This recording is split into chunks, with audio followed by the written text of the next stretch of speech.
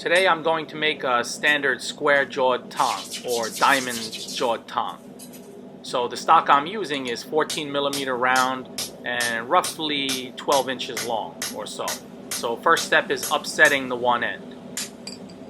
And I'm just going to show one half of the tong blanks being identical.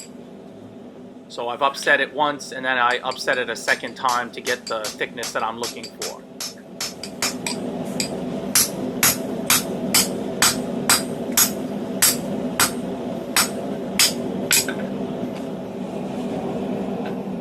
Here I'm squaring up now the upset end. And again, I'm only going to show half or just one of the tong blanks. As I said, that these are identical halves.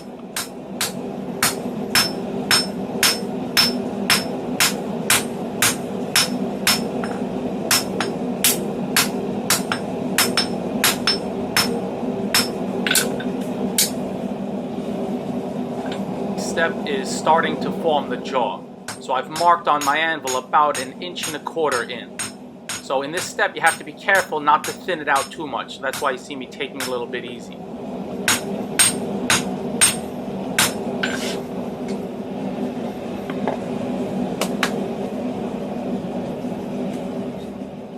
Here I'm offsetting between the jaw and where the pivot will be and holding the blank at roughly a 45-degree angle. And again, you don't want to thin it too much in this section here.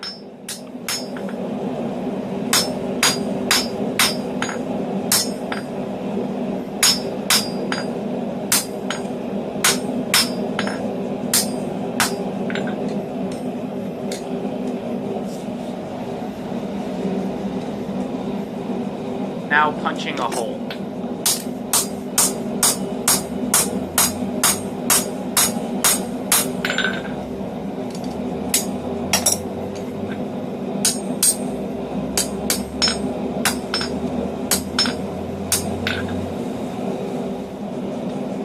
Here you see me using my countersink punch, and that helps me spread the material out more and get down to the bottom quicker. And then I'll go back to my normal punch for the size hole that I want.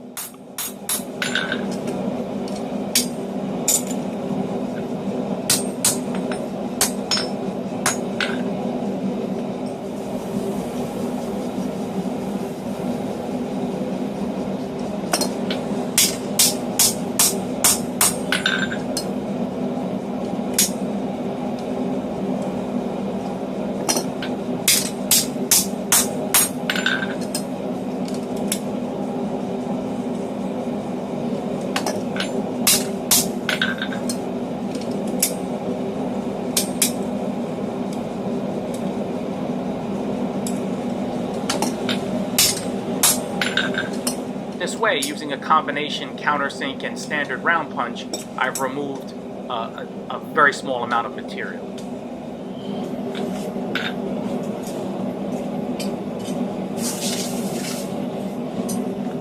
Here I'm refining the jaw to the final thickness that I like, and I'm thinning out the front end much more than the back end, and I'm accomplishing that by angling my hammer.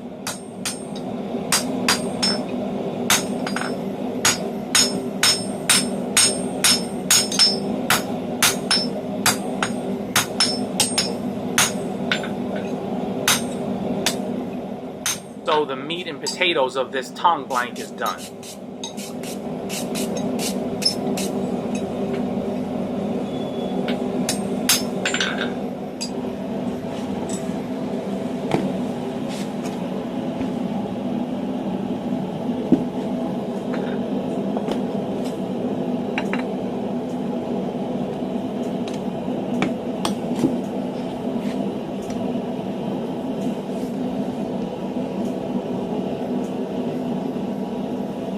I'm moving my anvils around so that I can use the swage side of the one so I can form that diamond shape in the jaws.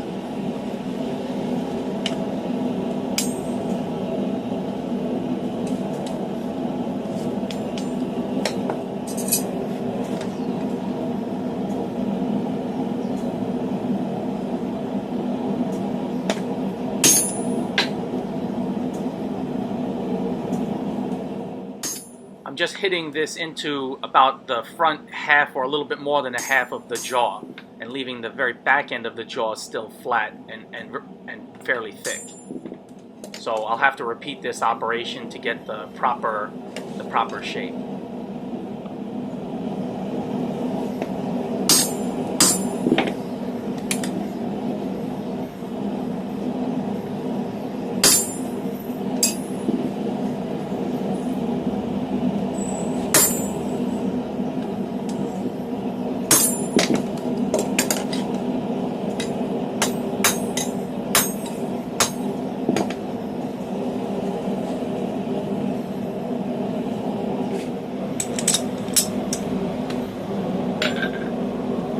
Now onto my guillotine tool with the fuller dies, and I just want to mark the back end of the jaw and where the beginning of the pivot area or that boss area is.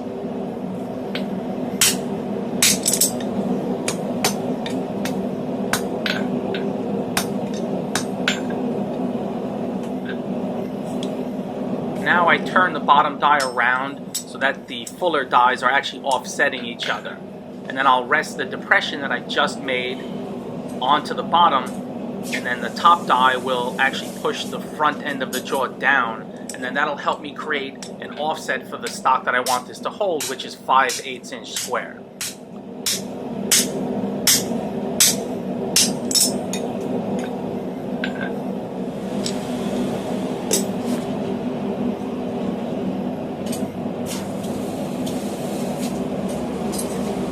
Here now I'm bringing the front half of the jaw back around, and so now you'll see that there's a double bend in the jaw, and that allows me to have enough room for the size stock that I want to hold. And I basically do this by eye and by experience.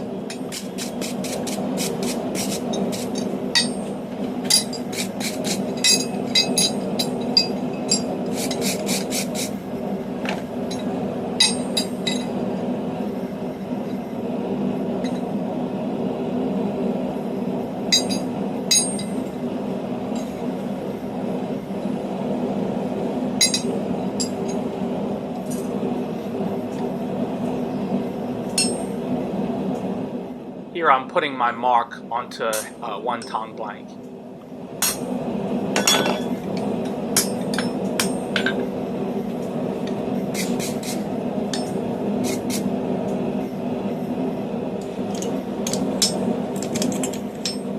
This is a funky old guillotine tool that I have, and basically inside it has two half-round dies that fit really well for when I want to make my standard tongs. And what this does is it pinches the front and back end of the pivot area and creates that, and it just delineates the pivot much better.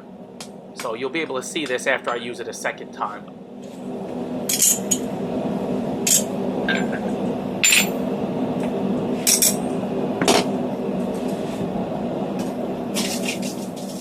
Here I'm just going to drift the hole using the same round punch that I used to start the hole.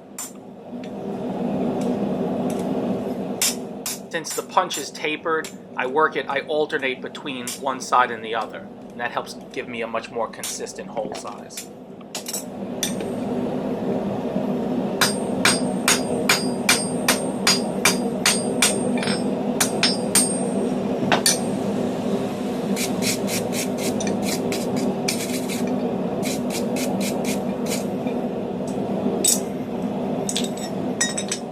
Okay, back to my usual guillotine.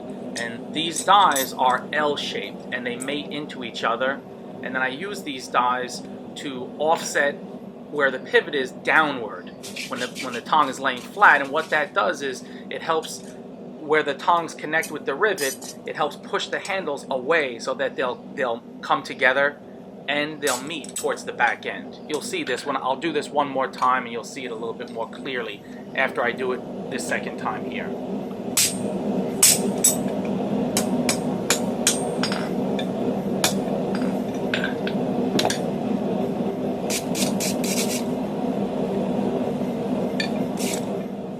Here you can see the funky guillotine tool a little better, and you can see there the half-round swage dies, top and bottom.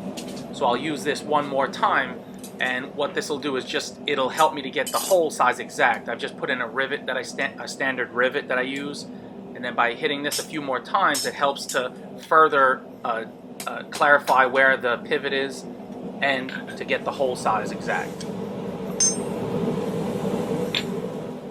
In this step, I use that square stock as a flatter, so that the pivot area is very flat where the tongs will mate up.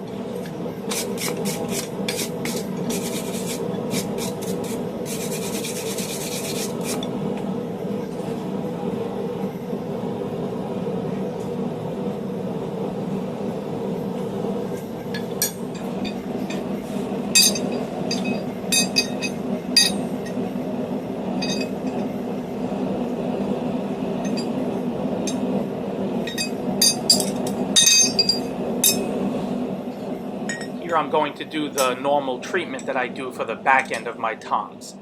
You know, I put a half round on each tong rein end, but my intention is not to be used with a keeper or a ring, but just it helps me for when I have my pinky finger resting in that. It just helps me locate where I am on the tong without looking. So I like to do this.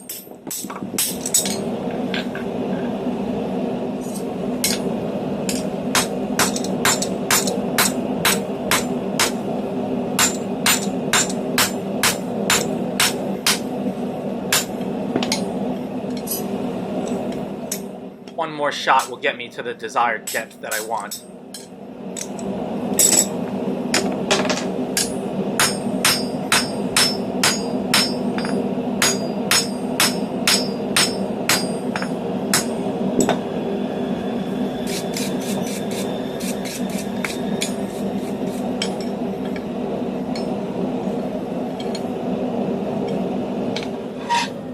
Do a little filing and such to smooth out any edges, any rough edges.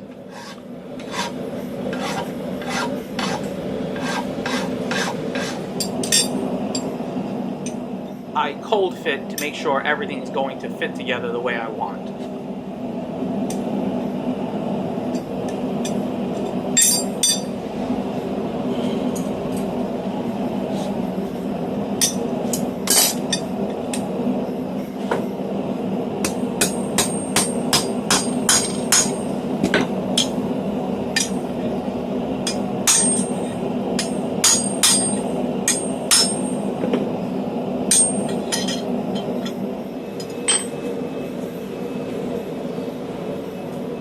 That's a piece of 5/8 inch square that I just set there on my vise. I normally use my vise to give it a good fitting.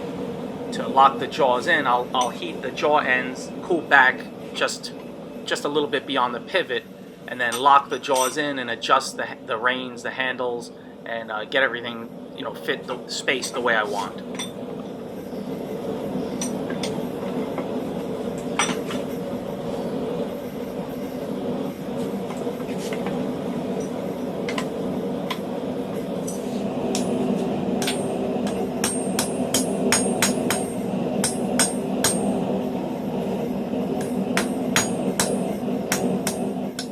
Just some finishing touches with some light hammer blows.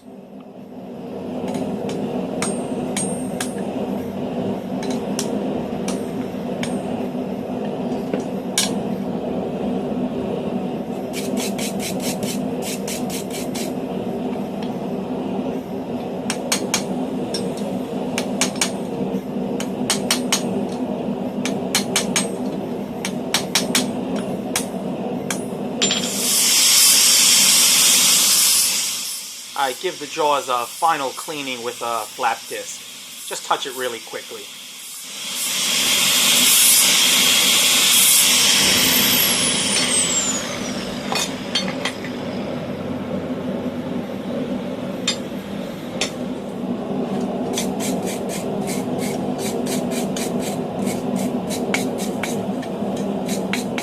I heat the jaws one final time, just to a cherry red.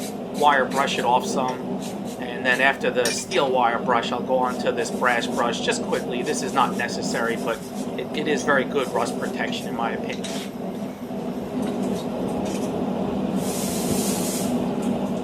Every time you see me take the blank out of the frame and you hear that sizzling, it's me cooling off the back end. You know, I'm dunking in the handle ends close to where the pivot is, because here I just want to work the rivet, loosen it up some. So some people will dunk it into the slag tub and then manipulate it back and forth, but I don't want to do that here because it would give the tong a mottled look. The scale would come off and it would give it a mottled look. So I just continue to rub on this brass a little bit, work it back and forth, and let it gradually cool.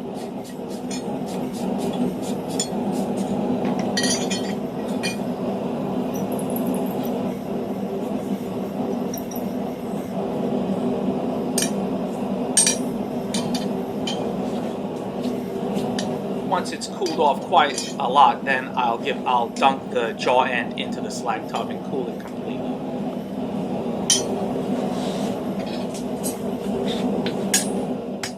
In this one final operation, I just want to get the reins lined up over each other, just exact.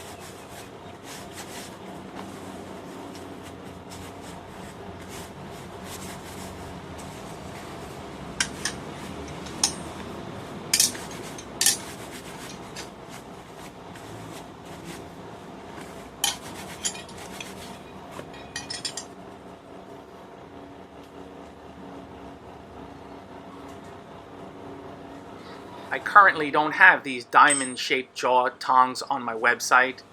I feel my flat and bent knee square tongs do a good job with square stock, but I do make these upon request. So that's the basic procedure I go through for my standard tongs.